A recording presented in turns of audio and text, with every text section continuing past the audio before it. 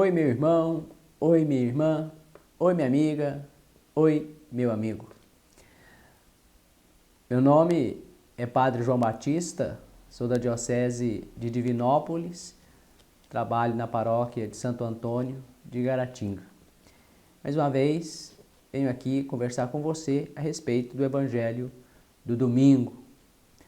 Nós vamos celebrar já, neste domingo, dia 17 de maio, o sexto domingo da Páscoa. Já nos aproximando do final do tempo da Páscoa, estamos atingindo o auge, o clímax do tempo da Páscoa. Neste fim de semana, pela leitura do Evangelho, nós entendemos, contemplamos Jesus que promete o envio do Espírito Santo. E depois celebraremos, daqui 15 dias, a grande festa, a grande solenidade de Pentecostes, onde recordamos, celebramos a doação do Espírito Santo de Deus, do Espírito Santo de Jesus que vem morar em nós. O trecho do Evangelho desse fim de semana é do Evangelho de São João, capítulo 14, versículos 15 a 21.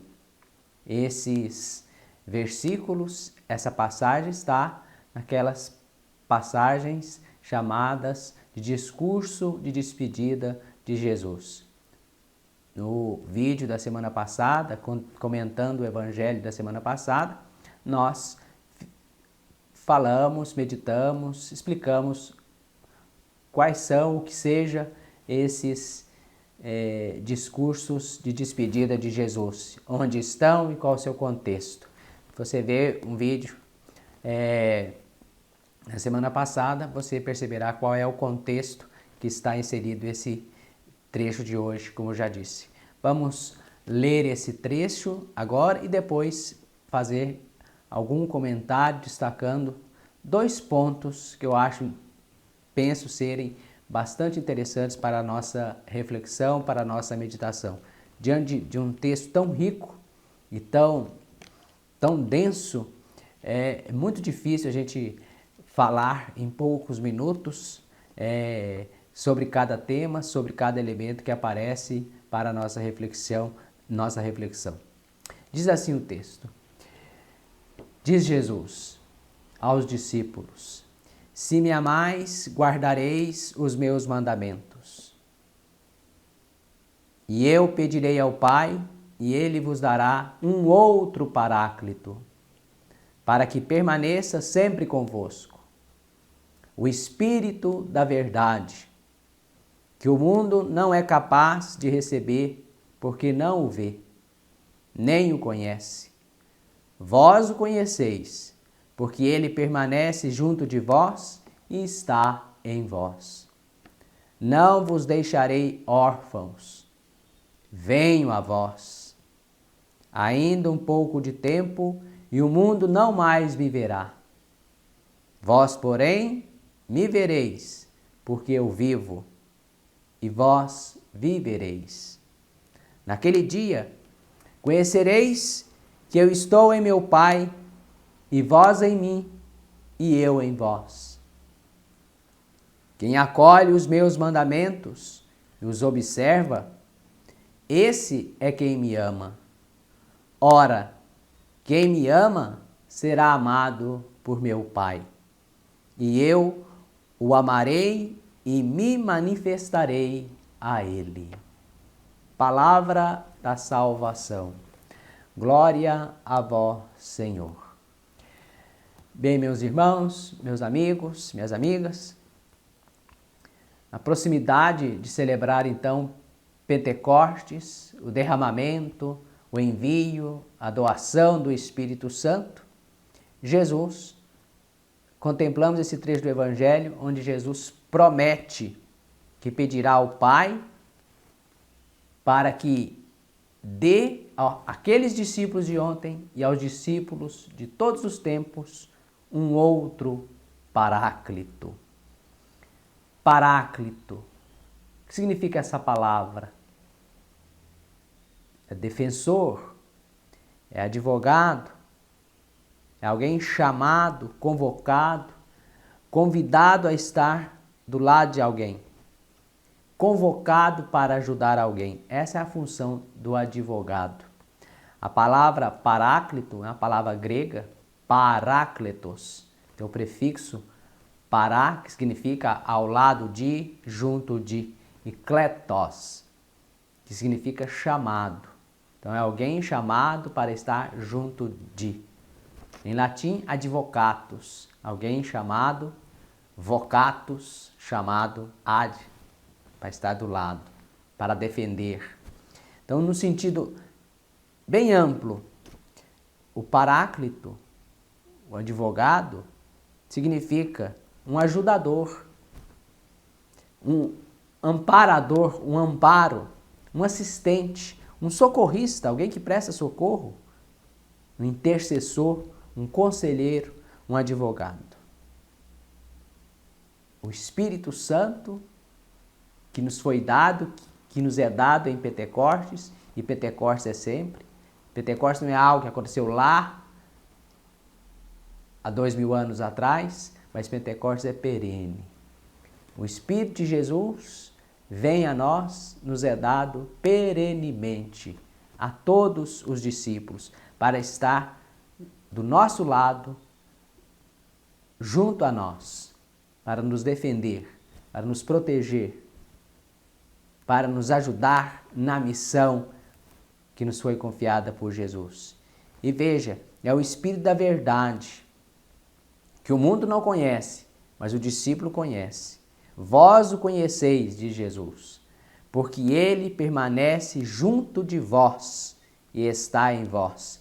Veja a construção do versículo. Ele permanece junto de vós. Ele está do lado de vós, sempre do lado de nós. E está em vós, no sentido de estar dentro de nós. No dia de Pentecostes, conforme é narrado pelo evangelista João, é no mesmo dia da ressurreição. Veja o capítulo 20 do Evangelho de São João. Os discípulos reunidos, e nós lemos esse trecho, proclamamos esse trecho, no segundo domingo da Páscoa.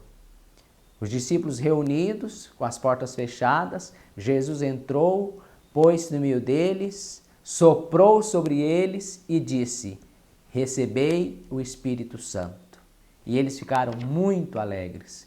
Jesus soprou sobre eles, fazendo-nos lembrar da criação do homem, quando Deus soprou o hálito da vida nas narinas daquele que ele tinha modelado de barro. E o homem se tornou um ser vivente, animado, cheio de alma.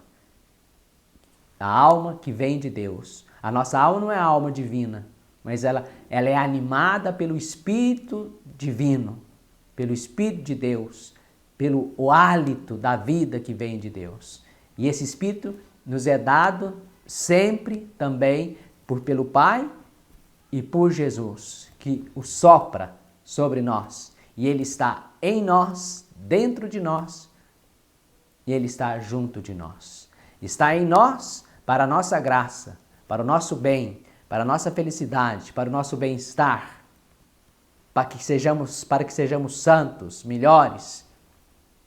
E Ele está junto de nós, nos ajudando na missão. Como o Pai me enviou, eu também vos envio. E Jesus também está conosco. Não vos deixarei órfãos, venho a vós. Jesus também vem a nós sempre. Olha, ele diz aqui, um outro paráclito. Se o Espírito Santo é o outro paráclito, Jesus também é um defensor, é o outro defensor. Se ele enviará um outro paráclito, Jesus também só pode ser ele um defensor. Então temos dois defensores, o próprio Jesus e o Espírito Santo. O Espírito Santo que procede do Pai e procede do Filho. E o próprio Filho Jesus, que nos ajuda no nosso caminho, na nossa tarefa. Ele que está conosco, Ele que prometeu. Lembremos no final do Evangelho de São Mateus, capítulo 28. Eis que eu estarei convosco todos os dias até o fim. Ele está conosco. Jesus também está conosco. Ele é o Emanuel. Um outro tema, um segundo ponto que eu gostaria de destacar é o tema do mandamento, que moldura todo esse trecho, toda essa passagem. Veja que as palavras que iniciam esse trecho e as palavras que terminam são bastante parecidas. Se me amais, guardareis os meus mandamentos. Se me amais, guardareis os meus mandamentos. Olha, a condição para mostrar que ama Jesus é quem guarda os seus mandamentos. O verbo em grego aqui, para guardar, é tereo, não é teorel, que significa ver, é tereu, que significa praticar, fazer, guardar, observar. E lá no final, no versículo 21, quem acolhe os meus mandamentos e os observa, e o verbo é o mesmo, ó, tereu, observa. Lá guardar, aqui traduziram por observa, mas o sentido é o mesmo. Guardar, no sentido de observar, no sentido de praticar. Praticar o mandamento de Jesus é a amostra de quem o ama, de quem vive os mandamentos de Jesus. Ou o único mandamento de Jesus, que é o mandamento do amor. Isto eu vos ordeno, que vos ameis uns aos outros, como eu vos amei. O único mandamento é um amor prático, um amor que quer o bem do outro. Jesus resume todos os mandamentos em um mandamento só. A relação entre o amor e a observância ou a prática dos mandamentos dados por Deus é muito antiga em Israel. Já remonta lá ao livro do Deuteronômio, onde amar a Deus com todo o coração, com toda a alma, com toda a força, é concretizado na observância, na prática das leis de Deus, dos mandatos e dos decretos de Deus. Veja o que diz o livro do Deuteronômio, capítulo 6, versículos 4 e 5, no conhecido Shema, que significa ouve. Shema Israel, Shema Israel, ouve, ó Israel, o Senhor nosso Deus é o único Deus. Amarás o Senhor teu Deus com todo o teu coração, com toda a tua alma e com toda a tua força. Com tudo que se tem, ama a Deus. E se ama a Deus, quem pratica, quem observa, quem faz o que ele disse, o que ele mandou, o que ele orientou. Mandamento no sentido de orientação. É o mandamento de Deus que leva a vida. É o mandamento renovado por Jesus, é o mandamento do amor que leva a vida. A vida para si e a vida para todos. Meus irmãos, quem ama Jesus, observa seus mandamentos. Quem ama Jesus, recebe sempre o seu Espírito. É feliz, é mais santo. Está mais capacitado, é mais capacitado para a missão confiada a cada um de nós. E Jesus permanece em nós. Ele também prometeu: eu estou em meu Pai, e vós devem estar em mim, e assim eu estarei em vós. Se a gente está em comunhão com Jesus, observando os seus mandamentos, nós estaremos nele e ele estará em nós, assim como ele está no Pai. É a perfeita comunhão, é a perfeita alegria, como diria Francisco de Assis. Que Deus te abençoe, que Deus te dê paz, que Deus te ajude e nos ajude a viver o maior, o mais belo mandamento de Jesus, que é o mandamento do amor. O amor generoso, o amor doação de si, como Ele nos amou. E como que Jesus nos amou? Doando-se inteiramente na cruz. É o mais fino, é o mais puro amor. O amor generoso, capaz de sair de si mesmo, de dar-se em favor do outro. Esse é o verdadeiro amor. É o amor com o qual Jesus nos amou e pede e nos orienta que amemos da mesma forma, que nos amemos da mesma forma. Na luz do Espírito, roguemos ao Espírito Santo para que ele venha a nós e possamos cultivar em nós esse amor, o mesmo amor de Jesus. Peça o Espírito Santo, invoque sempre o Espírito Santo, ele que vem em Pentecostes. Senhor nosso Deus, derramai em nós a vossa graça, a graça do vosso Espírito, a graça do Espírito do vosso Filho Jesus, para que ele esteja sempre em nós, para que ele esteja sempre do nosso lado, nos ajudando na missão que o vosso Filho nos confiou. Vem, Espírito Santo, vem, Espírito de amor, vem, Espírito de sabedoria, vem, Espírito de caridade. Amém. Glória ao Pai, ao Filho e ao Espírito Santo, como era no princípio, agora e sempre. Amém. Meu caro irmão, minha cara irmã, felicidade para você, fique em paz, até uma próxima vez, se Deus quiser, a gente vai ficando por aqui, marcando um próximo encontro. Se Deus quiser, Deus te ajude, fique em paz.